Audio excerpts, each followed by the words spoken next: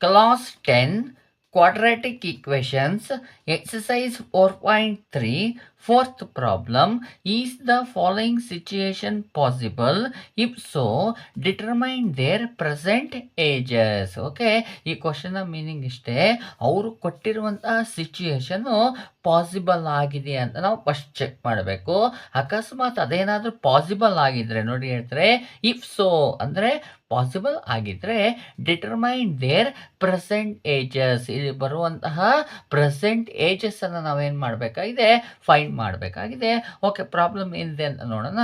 The sum of the ages of two friends is 20 years. 4 years ago the product of their ages in years was 48 ಅಂತ ಹೇಳ್ತಿದ್ದಾರೆ. Okay, ಈ problem ಅನ್ನು ಒಂದು ಸ್ವಲ್ಪ observe ಮಾಡಿದ್ರೆ ಇಲ್ಲಿ ನಮಗೆ ಏಜಸ್ ಆಫ್ ಟು ಫ್ರೆಂಡ್ಸ್ ಅಂತ ಹೇಳಿದ್ದಾರೆ. ಅದಕ್ಕೋಸ್ಕರ ನಾನು ಸೊಲ್ಯೂಷನ್ ಅಲ್ಲಿ ಏನು ಮಾಡ್ತೀನಿ ಅಂತ ಹೇಳಿದ್ರೆ, let the ages of two friends are X and Y ಅಂತ ತೊಗೊಳ್ತೀನಿ. ಟೂ ಫ್ರೆಂಡ್ಸ್ ಇದೆಲ್ಲ, ಆ ಟೂ ಫ್ರೆಂಡ್ಸಿನ ಏಜಸ್ ಒಬ್ಬಂದು ಎಕ್ಸ್ ಅಂತ ಇರಲಿ, ಇನ್ನೊಬ್ರದ್ದು ವೈ ಅಂತ ಇರಲಿ ಅಂತ ತೊಗೊಳ್ತಿದ್ದೀನಿ ಏಜಸ್ಸನ್ನು. ಓಕೆ, ಮೊದಲನೇ ಕಂಡೀಷನ್ ಕೊಟ್ಟಿದ್ದಾರೆ ಏನಪ್ಪ ಅಂದರೆ, the sum of the ages of two friends is 20 years ಅಂತ ಹೇಳಿದ್ದಾರೆ. ಅದಕ್ಕೋಸ್ಕರ ಅದನ್ನು ಬರ್ಕೊಳ್ತಾ ಇದ್ದೀನಿ. The sum of the ages of two friends is 20 years. ನೋಡಿ, ಟೂ ಫ್ರೆಂಡ್ಸಿನ ಏಜಸ್ಸನ್ನು ಸಮ್ ಮಾಡಿದರೆ 20 ಇಯರ್ಸ್ ಬರುತ್ತಂತೆ. ಹಾಗಾದರೆ ಸಮ್ ಅಂದರೆ ಏನು? ಅಡಿಷನ್ ಆಗಿರುತ್ತೆ. ಫಸ್ಟ್ ಫ್ರೆಂಡಿನ ಏಜು ಎಕ್ಸ್, ಸೆಕೆಂಡ್ ಫ್ರೆಂಡಿನ ಏಜು ವೈ ಆಗಿದೆ. ಇಬ್ಬರು ಏಜನ್ನು ನಾನು ಏನು ಮಾಡಬೇಕಾಗಿದೆ, ಆ್ಯಡ್ ಮಾಡಬೇಕು. ಸಮ್ಮನ್ನು ಮಾಡಿದರೆ ಆನ್ಸರ್ ಏನು ಬರುತ್ತೆ? 20 ಇಯರ್ಸ್ ಬರುತ್ತೆ. ಇದನ್ನು ನಾನು ಈಕ್ವೇಷನ್ 1 ಅಂತ ತೊಗೊಳ್ತೀನಿ. ಓಕೆ, ಕ್ವಶನ್ ಒಂದು ಸ್ವಲ್ಪ ಅಬ್ಸರ್ವ್ ಮಾಡಿದರೆ 4 ಇಯರ್ಸ್ ಎಗೋ ಅಂತ ಹೇಳಿದ್ದಾರೆ. 4 ಇಯರ್ಸ್ ಎಗೋ, 4 ಇಯರ್ಸ್ ಎಗೋ ಅಂದರೆ 4 ಇಯರ್ಸ್ ಹಿಂದೆ ಅಂತ. ಹಾಗಾದರೆ 4 years ago the ages of two friends are, ಗೊತ್ತಾಗ್ತಿದೆಯಾ? The ages of two friends ಏನಾಗಿರುತ್ತೆ ಅಂತ ಅಬ್ಸರ್ವ್ ಮಾಡಿದರೆ ನೋಡಿ, ನಾನು ಈಗಾಗಲೇ ಈ ರೀತಿಯಾದಂಥ ಪ್ರಾಬ್ಲಮ್ಗಳನ್ನು ಹಿಂದೆ ಮಾಡಿಸಿದ್ದೀನಿ. ಒಬ್ಬ ಫ್ರೆಂಡ್ ಇದ್ದಾನೆ ಅಂತ ಇಟ್ಕೊಂಡ್ರೆ, ಅಥವಾ ಯಾರೋ ಒಬ್ಬ ಮನುಷ್ಯ ಇದ್ದಾನೆ ಅಂತ ಇಟ್ಕೊಂಡ್ರೆ, ಅವನ ಪ್ರೆಸೆಂಟ್ ಏಜು 10 ಇಯರ್ಸ್ ಆಗಿದೆ. ಹಾಗಾದರೆ 4 ಇಯರ್ಸ್ ಎಗೋ, 4 ವರ್ಷದ ಹಿಂದೆ ಅವನ ಏಜ್ ಏನಾಗಿರುತ್ತೆ? -4 ಆಗಿರುತ್ತೆ. ಅಂದರೆ 10 - 4 ಅಂದರೆ 6 ಇಯರ್ಸ್ ಆಗಿರುತ್ತೆ. ಓಕೆ, ಅದೇ ರೀತಿ ಇಲ್ಲಿ 4 years ago the ages of two friends are, ನೋಡಿ present ages X and Y ಅಂತ ತೊಗೊಂಡಿನಿ. ಅಂದರೆ 4 ಇಯರ್ಸ್ ಎಗೋ ಏನಾಗುತ್ತೆ? ಒಬ್ರದ್ದು ಎಕ್ಸ್ -4 ಇಯರ್ಸ್ ಆಗುತ್ತೆ, ಇನ್ನೊಬ್ರದ್ದು ಏನಾಗುತ್ತೆ? ವೈ ಅಂತ ಹೇಳಿದರೆ ವೈ -4 ಇಯರ್ಸ್ ಆಗುತ್ತೆ. ಗೊತ್ತಾಗ್ತಿದೆಯಾ? The ages of two friends 4 years ago are X -4 and Y -4 ಆಗಿರುತ್ತೆ. ಓಕೆ, ನೆಕ್ಸ್ಟ್ ಕಂಡೀಷನ್ ಏನೋ ಇದೆಯಾ ಅಂತ ನೋಡಿದ್ರೆ, the product of their ages in years was 48 ಅಂತ ಹೇಳ್ತಾ ಇದ್ದಾರೆ. ಓಕೆ, ಆ ಕಂಡೀಷನ್ನ ಬರ್ಕೊಳ್ತಾ ಇದ್ದೀನಿ. ಈಗ 4 ಇಯರ್ಸ್ ಎಗೋ ಆದಮೇಲೆ ಆ ಟೂ ಫ್ರೆಂಡ್ಸಿನ ಏಜಸ್ ಏನಿದೆಯಲ್ಲ, ಆ ಏಜಸ್ಸನ್ನು ಪ್ರಾಡಕ್ಟ್ ಮಾಡಿದರೆ, ಪ್ರಾಡಕ್ಟ್ ಅಂದರೆ ಮಲ್ಟಿಪ್ಲೈ ಮಾಡಿದರೆ, ನೋಡಿ ಎಕ್ಸ್ -4 ಆಫ್ ವೈ -4 ಮಾಡಿದರೆ ಎಷ್ಟು ಬರುತ್ತೆ ಆನ್ಸರು? 48 ಇಯರ್ಸ್ ಬರುತ್ತೆ. ಗೊತ್ತಾಗ್ತಿದೆಯಲ್ವಾ? ಇದು ಸೆಕೆಂಡ್ ಈಕ್ವೇಷನ್ ಅಂತ ನಾನು ತೊಗೊಳೋದಕ್ಕಿಂತ ಮುಂಚೆ ಫಸ್ಟ್ ಈಕ್ವೇಷನ್ ನೋಡ್ತೀನಿ. ಫಸ್ಟ್ ಈಕ್ವೇಷನಲ್ಲಿ X plus Y is equal to 20 ಅಂತ ಬಂದಿದೆ. ಅಂದರೆ ಇದು ಲೀನಿಯರ್ ಈಕ್ವೇಷನ್ ಆಗಿದೆ. ಇದನ್ನು ಲೀನಿಯರ್ ಈಕ್ವೇಷನ್ ಅಂತ ಅಬ್ಸರ್ವ್ ಮಾಡಿದರೆ, ಇಲ್ಲ, ಇದು ಲೀನಿಯರ್ ಈಕ್ವೇಷನ್ ಆಗೋದಿಲ್ಲ. ಯಾಕೆ ಅಂದರೆ ಲೀನಿಯರ್ ಈಕ್ವೇಷನ್ ಬಂದಾಗ 2 ವೇರಿಯೇಬಲ್ಸ್ ನಡುವೆ ಪ್ಲಸ್ ಅಥವಾ ಮೈನಸ್ ಬರಬೇಕು. ಇಲ್ಲೇನಾಗಿದೆ ಅಪ್ಪ ಅಂದರೆ 2 ಎಕ್ಸ್ಪ್ರೆಷನ್ಗಳ ನಡುವೆ ಇಂಟು ಬಂದಿದೆ. ಇದನ್ನು ನಾವು ಮಲ್ಟಿಪ್ಲೈ ಮಾಡಿ ಸಿಂಪ್ಲಿಫೈ ಮಾಡಿದರೆ ಇದು ಏನಾಗೋದು ಸಾಧ್ಯ ಇದೆ? ಕ್ವಾಡ್ರಾಟಿಕ್ ಈಕ್ವೇಷನ್ ಆಗೋದು ಸಾಧ್ಯ ಇದೆ. ಲೀನಿಯರ್ ಈಕ್ವೇಷನ್ ಆಗೋದಿಲ್ಲ. ಅದಕ್ಕೆ ಏನು ಮಾಡೋಣಪ್ಪ ಅಂದರೆ ಫಸ್ಟ್ ಈಕ್ವೇಷನ್ನ ಯೂಸ್ ಮಾಡಿಕೊಂಡು, ನೋಡಿ ಪ್ಲಸ್ ವೈ ಇದೆಯಲ್ಲ, ಇದನ್ನು ಆ ಸೈಡಿಗೆ ಟ್ರಾನ್ಸ್ಫರ್ ಮಾಡಿಬಿಡ್ತೀನಿ. ಮಾಡಿದ ತಕ್ಷಣ ಲೆಫ್ಟಲ್ಲಿ ಎಕ್ಸ್ ಇದೆ, ಹಾಗೇ ಇರುತ್ತೆ. ಇಸ್ ಈಕ್ವಲ್ ಟು ರೈಟಲ್ಲಿ 20 ಇದೆ. ಓಕೆ, ಪ್ಲಸ್ ವೈಯನ್ನು ಆ ಸೈಡಿಗೆ ಟ್ರಾನ್ಸ್ಫರ್ ಮಾಡಿದ್ರೆ -y ಆಯಿತು. ಅಂದರೆ ನನಗೆ X value in terms of Y ಬಂದಿದೆ. X is equal to 20 - y ಆಯಿತಲ್ವಾ? ಈ ಎಕ್ಸ್ ವ್ಯಾಲ್ಯೂನ ಇಲ್ಲಿ ಸಬ್ಸ್ಟಿಟ್ಯೂಷನ್ ಮಾಡ್ತೀನಿ. ನೋಡಿ, ಎಕ್ಸ್ ಪ್ಲೇಸಲ್ಲಿ ಏನಾಗಬೇಕು? 20 - y ಬರೆದೆ. ಎಕ್ಸ್ ಪ್ಲೇಸಲ್ಲಿ 20 - y ಬರೆದೆ. ರಿಮೈನಿಂಗ್ ಇದೆ -4 ಬರ್ಕೊಂಡೆ. ಓಕೆ, ಉಳಿದಿದ್ದು y -4 ಹಾಗೇ ಬರಿತೀನಿ. Is equal to 48. ಓಕೆ, ನೋಡಿ, ಇದೊಂದು ಸ್ವಲ್ಪ ಸಿಂಪ್ಲಿಫೈ ಮಾಡ್ಕೊಂಡೆ, ಯಾಕೆಂದರೆ ಇದರಲ್ಲಿ ನಂಬರ್ಸ್ ಬಂದಿದೆ. 20 ನೋಡಿ ರೀಅರೇಂಜ್ ಮಾಡ್ತೀನಿ. -4 ಫಸ್ಟಿಗೆ ಬರ್ತೀನಿ, -y ನೆಕ್ಸ್ಟ್ ಬರಿತೀನಿ. Of y - 4 is equal to 48 ಆಯಿತು. ಓಕೆ, ಇವೆರಡು ನಂಬರ್ಸ್ ಇರೋದ್ರಿಂದ ನಾವು ಸಿಂಪ್ಲಿಫೈ ಮಾಡ್ಬೋದು.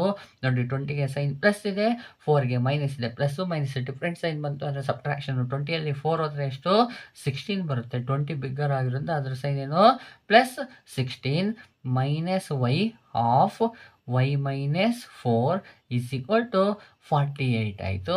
ಓಕೆ, ಈಗ ಏನು ಮಾಡೋಣ, ಈ ಎರಡು ಎಕ್ಸ್ಪ್ರೆಷನ್ಗಳನ್ನು ಮಲ್ಟಿಪ್ಲೈ ಮಾಡಿಬಿಡೋಣ.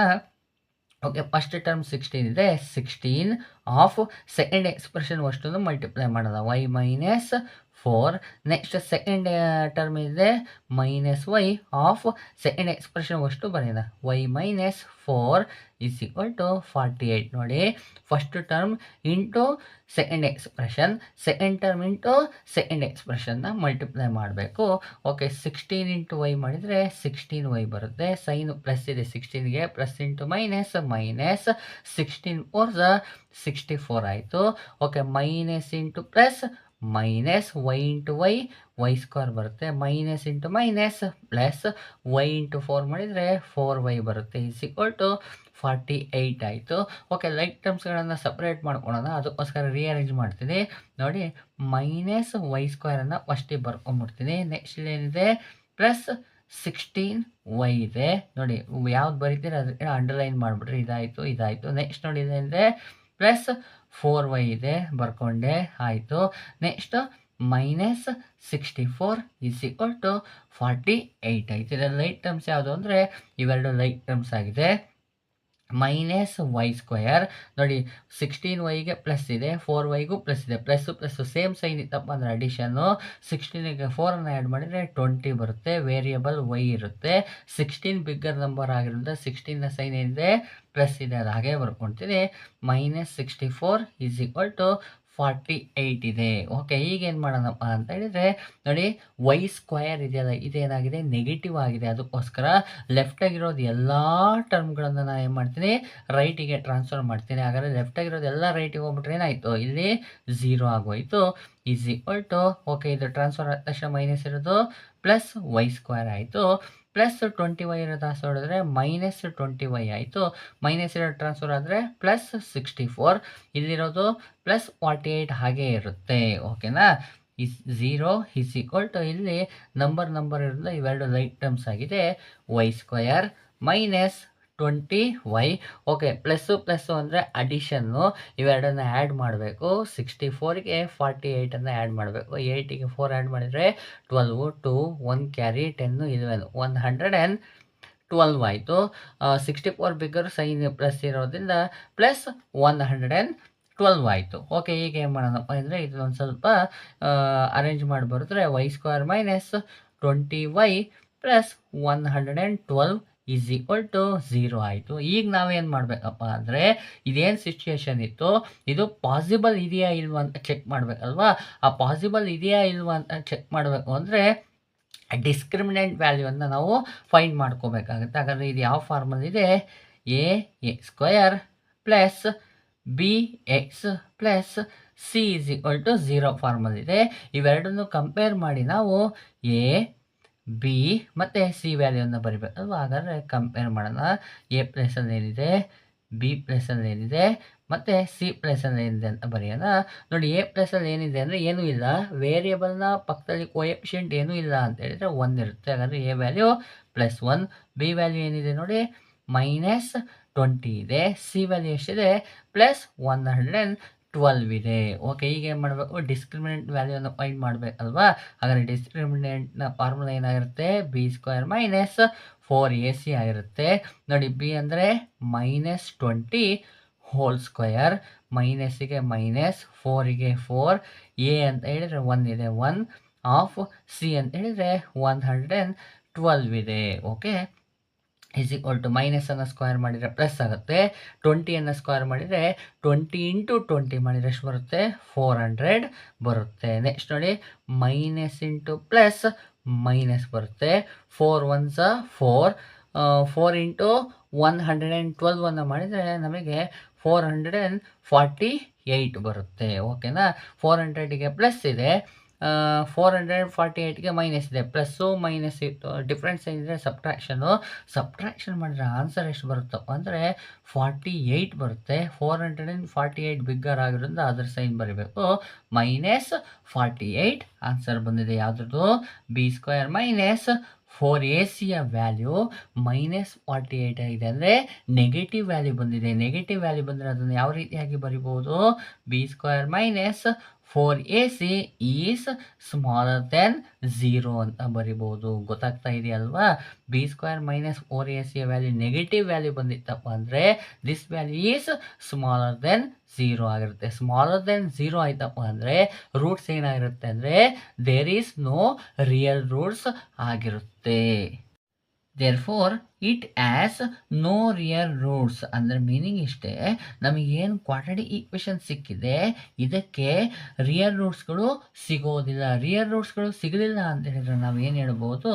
Therefore this situation is not possible, ಅಂದರೆ ಅವ್ರು ಕೊಟ್ಟಂಥ ಸಿಚುಯೇಷನು ಪಾಸಿಬಲ್ ಆಗೋದಕ್ಕೆ ಸಾಧ್ಯ ಇಲ್ಲ. ಅಂದರೆ ನೋ ರಿಯಲ್ ರೂಟ್ಸ್ ಆಯಿತು ಅಂದರೆ ಅವ್ರು ಕೊಟ್ಟಂಥ ಸಿಚುಯೇಷನ್ಗೆ ಸೊಲ್ಯೂಷನ್ ಸಿಗೋದಿಲ್ಲ. ಸೊಲ್ಯೂಷನ್ ಸಿಗಲ್ಲ ಅಂತ ಹೇಳಿದರೆ ಆ ಸಿಚುಯೇಷನು ಪಾಸಿಬಲ್ ಆಗೋದಿಲ್ಲ ಅಂತ. ಈ ರೀತಿಯಾಗಿ ಈ ಪ್ರಾಬ್ಲಮನ್ನು ಸಾಲ್ವ್ ಮಾಡ್ಕೊಳ್ಳಿ.